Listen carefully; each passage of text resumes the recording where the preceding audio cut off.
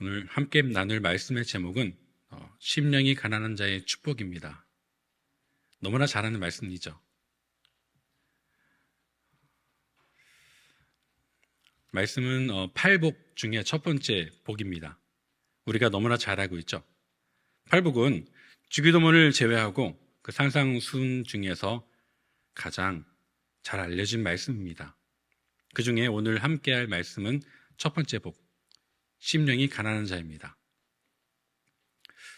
본문의 상황은 간략히 설명하자면 예수님께서 이제 4장까지 나오시면서 제자들을 부르시고 먼저 네 사람의 제자를 부르신 다음에 이제 그 후에 사건들을 간략하게 몇 가지 보여줍니다. 최초에 4명의 제자를 데리시고 갈릴리를 돌아다니면서 회당에서 가르치시고 또 천국 복음을 전파하시고 약한 자와 또 병자들을 고쳐주셨습니다. 그런 일이 소문이 나서 많은 사람들이 예수님을 만나러 왔습니다. 갈릴리와 데가볼리와 예루살렘과 유대 그리고 요단강 건너편에서 사람들이 몰려왔습니다. 예수님을 보려고. 마태는 이 광경을 4장 25절에 허다한 무리가 쫓았더라라고 기록하고 있습니다. 예수님께서 이렇게 많은 무리가 쫓는 것을 보시고 이제 산에 올라가셔서 이제 팔복의 말씀을 선언하십니다.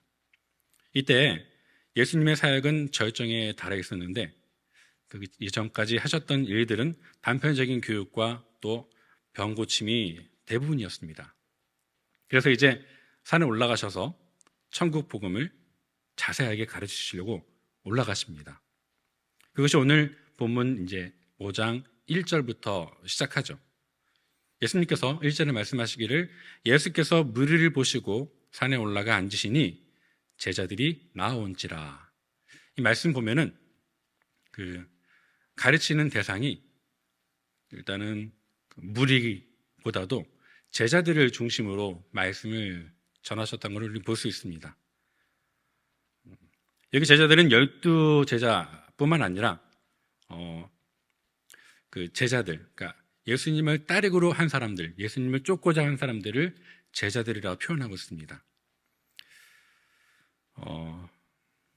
이제 좀 더 높은 곳에 가셔서 이제 예수님을 따르는 그들을 보시면서 말씀을 전하시고 그 사람들은 이제 예수님 앞에 나와서 자리를 잡고 앉으면서 오늘 말씀이 시작하는 것입니다.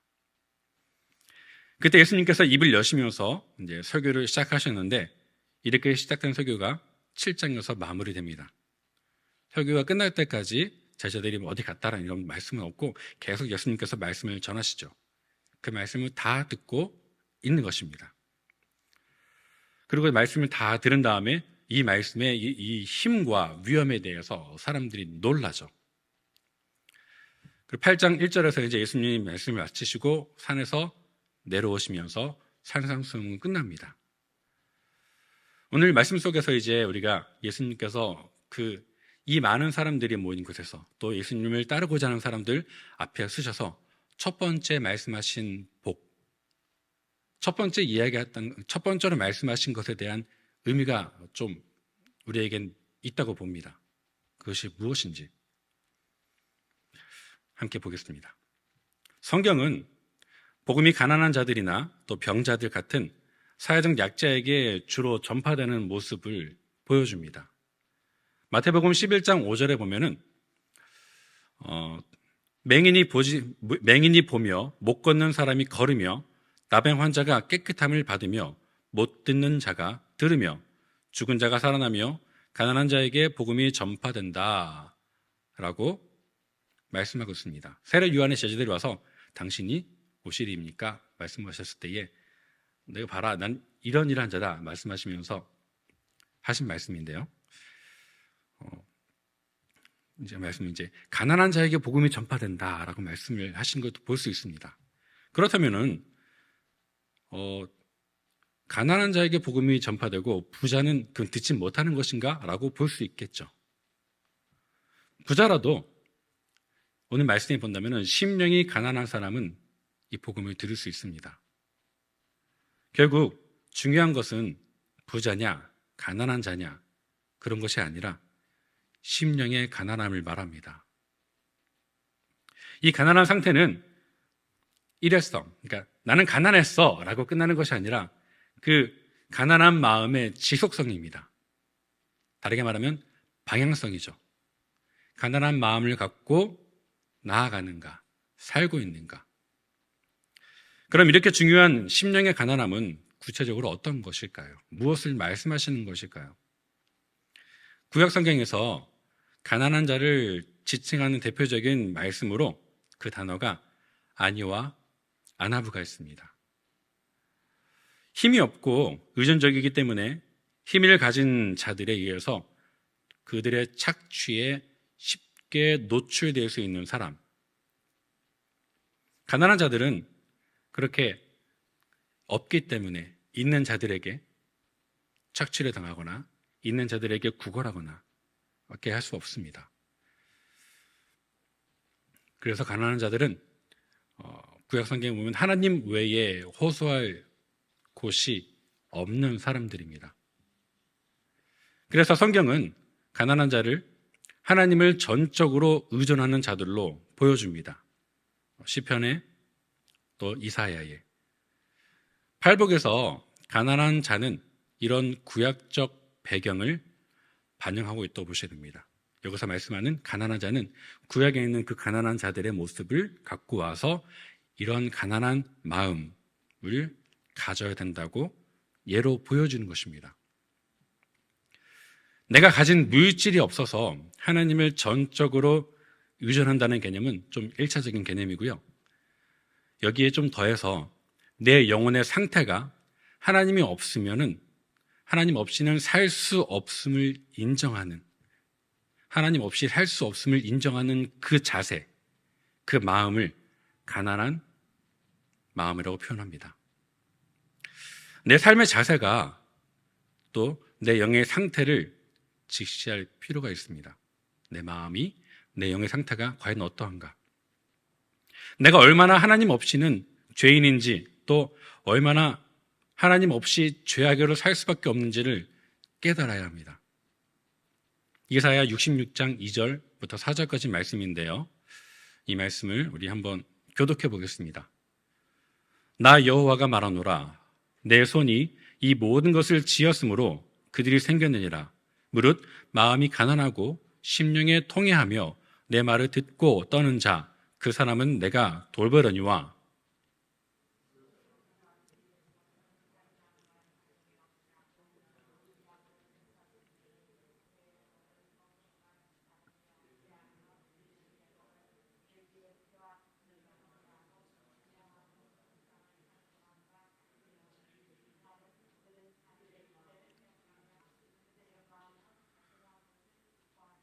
나 또한 유혹을 그들에게 택하여 주며 그들이 무서워하는 것을 그들에게 임하게 하리니 이는 내가 불러도 대답하는 자가 없으며 내가 말하여도 그들이 듣지 않고 오직 나의 목전에서 악을 행하며 내가 기뻐하지 아니하는 것을 택하였습니다 하시니라.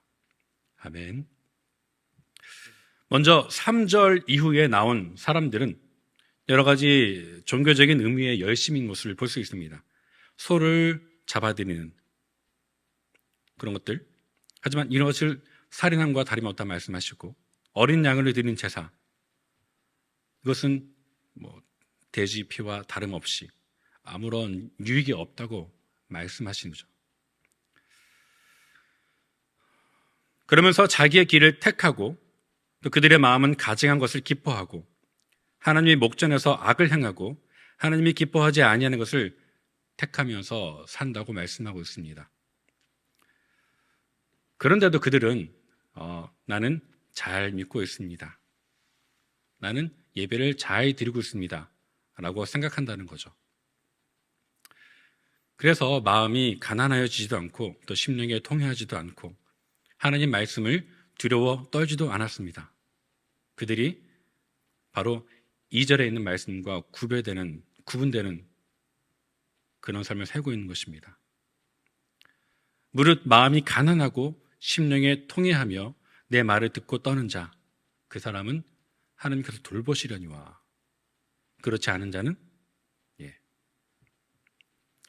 바로 이것이 그렇게 행하지 않는 자들, 이 말씀과 반대되는 자들, 그들의 마음은 오늘 말씀과 반대되는 삶이겠죠. 심령이 부유한 자들. 심령의 가난은 정확히 이것과 반대되는 상황입니다. 심령이 가난한 자, 그들은 종교적인 의무를 열심히 행한다고 난 그렇게 있다고 또 바르게 살고 있다고 생각하지 않습니다. 그들의 마음은 자기 마음을 살피고 자기의 죄와 내적인 부패를 깊이 인식하죠. 내가 얼마나 하나님 앞에 죄인인지, 얼마나 썩은 사람인지. 또 그들은 자기의 죄에 대해서 평범하게 여기지 않습니다. 내가 얼마나 죄인인지 바라보면서 하나님께 자기의 죄를 자복하고 회개하는 삶을 사는 것이죠. 그래서 자신이 얼마나 영적으로 곤고하고 가련하고 가난하고 눈멀고 벌겋고 헐벗은 자인지 깨닫고 부끄러워하고 근심하며 탄식하고 그런 수많은 수식어들, 하나님 앞에 내가 얼마나 잘못됐는지 바라보고 탄식하는 것입니다. 그렇게 심령으로 부르짖습니다. 바로 이것이 심령의 가난함입니다.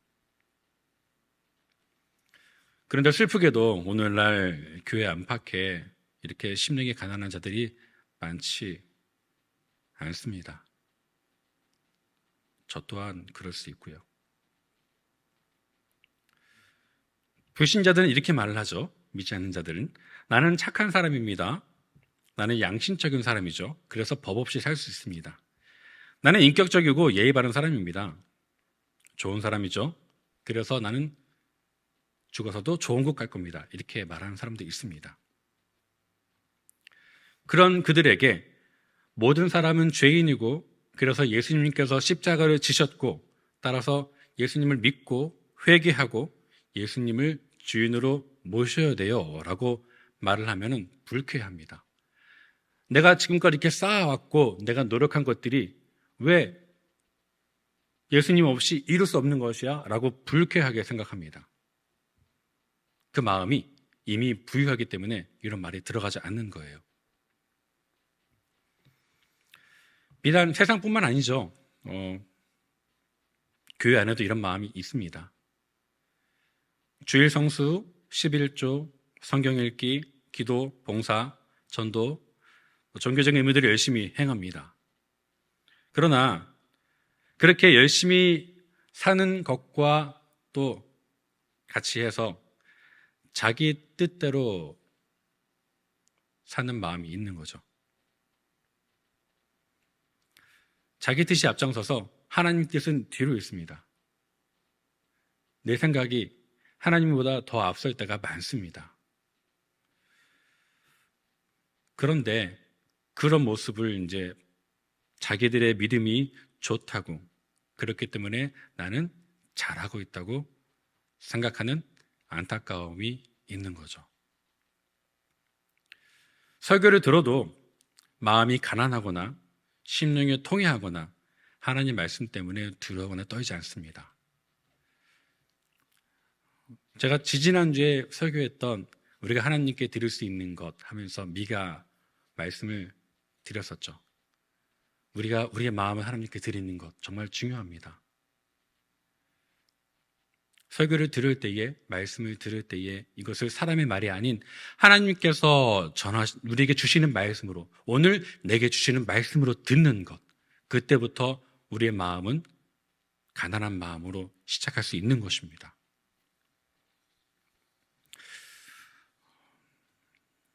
그 말씀을 들었을 때에 그 말씀을 내 것을 듣지 않고 두려워 떨지 않는 자들, 그런 모습에 대해서 성경은 이렇게 말하고 있습니다. 예수님께서 그들에게 말씀하시죠. 뱀들과 독사의 새끼들이라고 엄히 꾸짖습니다. 바리새인들이죠. 열심으로 하나님을 따르던 사람들, 그들에게 하신 말씀을 들어보겠습니다. 마태복음 23장 25절부터 28장 말씀인데요, 우리 교독하겠습니다. 화 있을진저 외식하는 서기관들과 바리새인들이여, 잔과 대접에 같은 깨끗이 하되 그 안에는 탐욕과 방탕으로 가득하게 하는도다.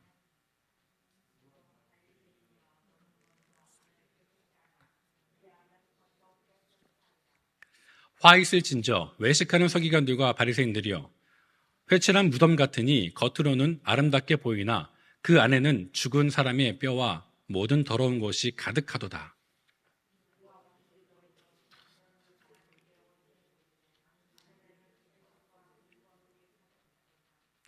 아멘.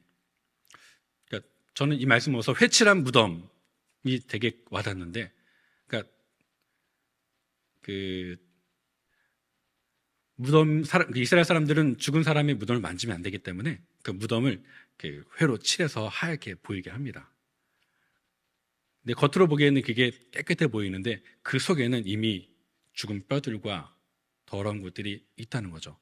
마치 사람의 마음이 겉은 모양으로는 깨끗해 보이고 밝아 보이고 환해 보이지만 그 속에 하나님을 향한 마음이 온전치 않고 자기 뜻대로는 그 마음이 이것과 똑같은 마음이라고 표현하시는 겁니다.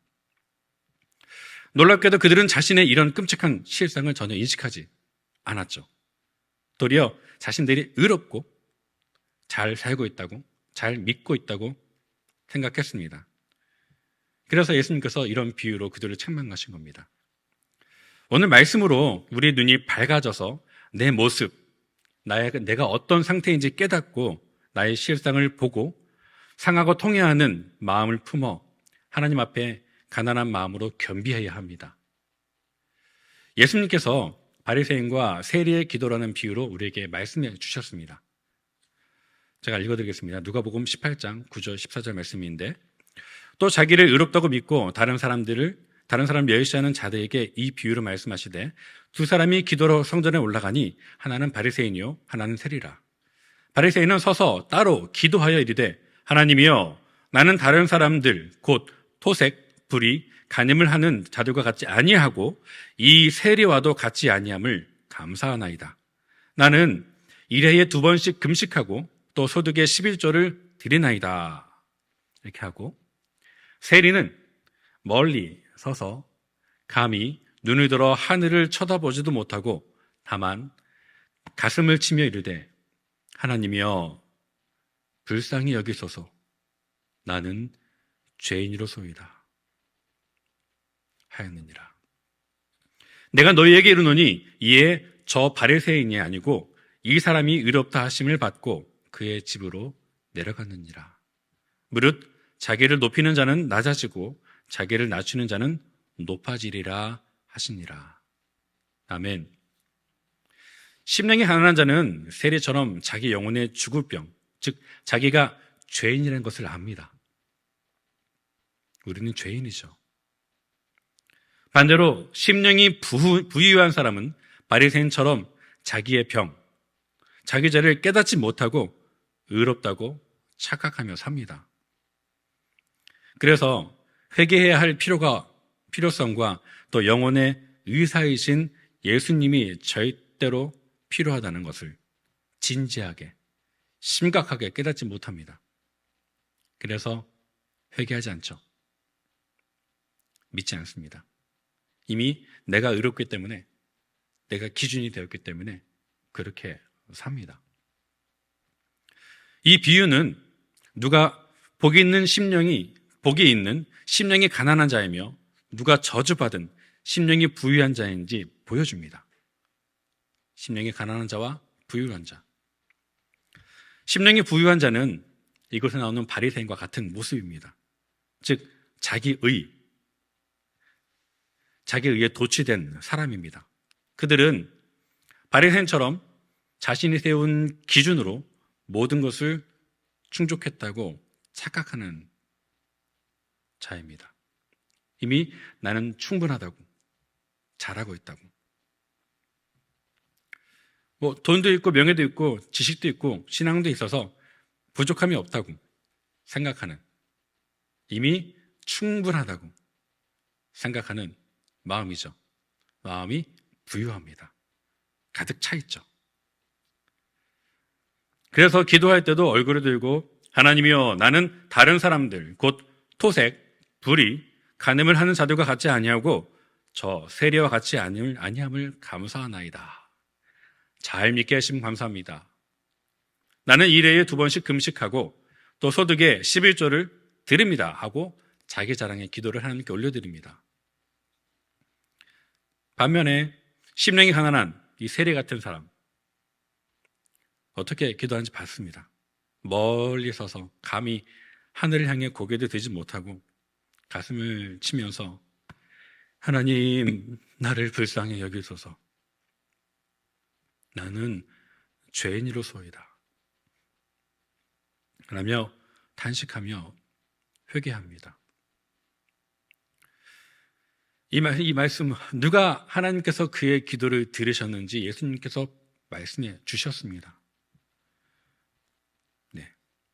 이 비유는 예수님께서 팔복에서 말씀하신 대로 천국이 심령한 가난한 자들의 것이라는 것을 보여줍니다. 그러므로 이 비유를 통해서 나의 모습이, 나의 삶이, 나의 믿음이 세례 같은 사람인지 아니면 바리새인 같은 사람인지 진지하게 점검해 볼 필요가 있습니다. 네. 이 둘을 구분하는 특징 무엇일까요? 바로 심령의 가난함입니다. 자신의 실상을 아느냐 모르느냐, 심령이 가난한지 아는 사람은 참 회개를 할 수가 없습니다.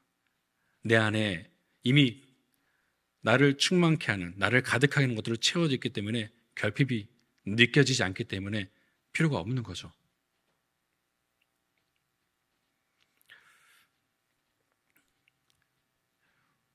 우리가 집에 누구를 초대할 때 어떻게 하나요? 방을 좀 치우겠죠? 안 치우시나요? 예, 신방을 받을 때 적어도 신방 받을 곳은 깨끗하게 치우기 위해서 여기 있던 것들을 한 방에 몰아넣거나 이렇게 하시죠. 그래서 여기 어떤 거죠? 거기 열면 안 돼요. 이렇게. 예. 뭐 아닐 수도 있고요. 적어도 우리가 이렇게 할 때에 누군가를 초대해서 모시기 위해서는 그곳을 치우잖아요. 깨끗하게. 비워놓잖아요. 그것처럼 우리 마음이 주님을 가득하기 위해서는 비워져야 합니다. 내가 갖고 있던 나의 의와 나를 만족하게 했던 것들, 이거면 충분하겠어. 그런 것들이 하나님으로부터 나를 멀리할 만한, 나를 만족해 할 만한 것들을 내려놓고, 주님, 저는 부족합니다. 주님 아니면 살 수 없습니다. 나는 주님 때문에 살 수 있습니다. 라고 내 마음을, 내 심령을 비워야 합니다. 그런 가난함으로.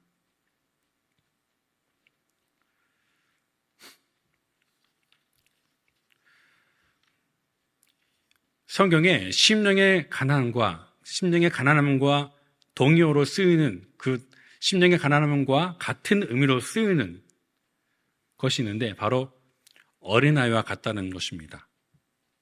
마가복음 10장 14절 말씀에 예수께서 보시고 노하여 이르시되 어린아이들이 내게 오는 것을 용납하고 금하지 말라. 하나님의 나라가 이런 자의 것이니라 하고 말씀하십니다. 무엇이 이들의 것이라고요? 하나님의 나라가 이들의 것이니라. 천국이 이들의 것이니라. 누가요? 어린아이들이. 약속된 복이 똑같습니다. 그래서 이 말씀 본다면 우리는 심령의 가난함과 또 어린아이 같다는 그 말이 같은 의미라고 우리는 볼 수 있습니다. 심령의 가난한 사람, 하나님 앞에서 자신이 완전히 아무것도 아닌 것임을 잘 알고 있는 사람들은 어린아이에 비교할 수 있습니다.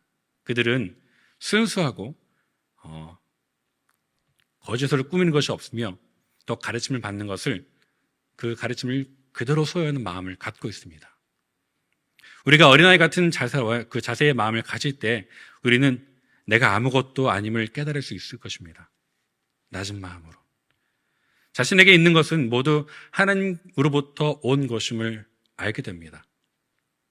그런 마음의 자세에서 우리는 하나님의 나라를 상속받을 수 있을 것입니다. 심령에 가난한 사람들과 또 어린아이의 마음을 가진 사람들에게 주시는 천국의 축복이 오늘 우리에게 있기를 소원합니다. 그러므로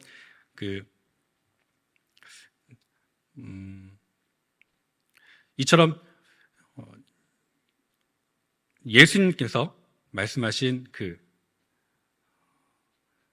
어린아이에게 주신 그 복처럼 마태복음 11장 25절에 예수님께서 말씀하십니다. 천지의 주제이신 아버지여, 이것을 지혜롭고 슬기 있는 자들, 자기가 다 알고 있다고 여기는 자들, 그렇게 높아진 자들에게 숨기시고 어린아이들에게는 나타나심을 감사합니다 라고 말씀하십니다. 그러니까 우리 마음이 배운 게 많다고, 나이가 많다고 이것들을 이만큼 알고 있다고 여기보다 하나님 앞에서 난 늘 어린아이와 같이 순수한 마음을 가지겠다는 마음을 가지시길 권면드립니다. 처음 듣는 말씀처럼 감사하게 듣고 내게 주신 말씀이라 아멘 하면서 그 말씀에 감사하고 순종해 보는, 이처럼 예수님은 지혜롭고 슬기 있는 자들에게는 천국의 복음을 숨기시고 어린아이에게는, 겸손한 자에게는 나타내십니다. 심령이 가난한 자들인 어린아이 같은 사람들에게만 천국의 복음이 계시된다는 것입니다. 그들에게만 복음이 단지 지식이 아니라 계시로 와닿는 거죠.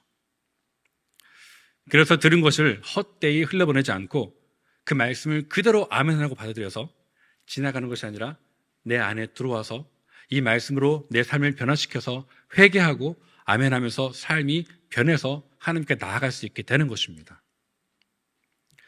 그러므로 참으로 심령의 가난함은 하나님께 나아가게 하는, 우리의 믿음을 더 하나님께 가까이 하게 하는 열쇠가 될 수 있습니다. 이를 통해서 우리는 왜 사람들이 말씀을 들어도 삶이 변하지 않는지, 회개하지 않는지 조금 엿볼 수 있습니다.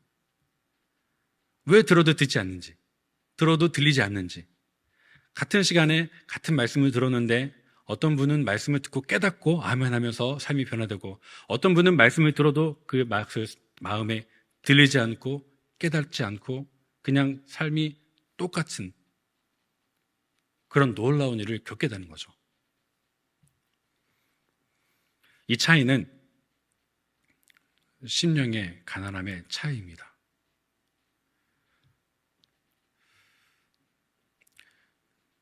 마음이, 그러니까 심령이 가난한가, 심령이 부유한가.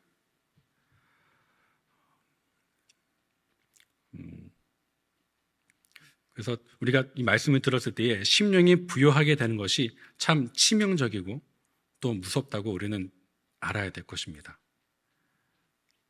한마디로 저주죠. 마음이 부유하다는 것이.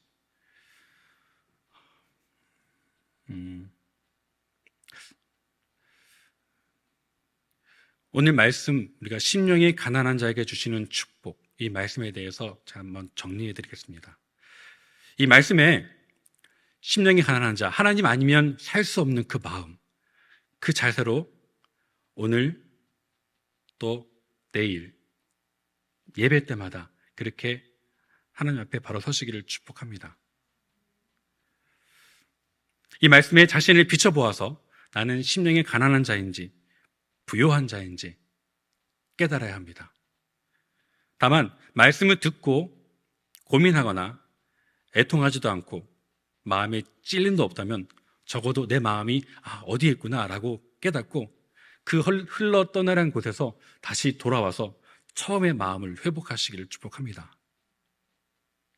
하나님을 만났던 그 애틋한 시간, 은혜를 경험했던 그때 눈물을 쏟으며 하나님을 찾았던 그때로 다시 돌아와서 어린아이와 같이 그 순수한 믿음으로 돌아오시기를 권면드립니다.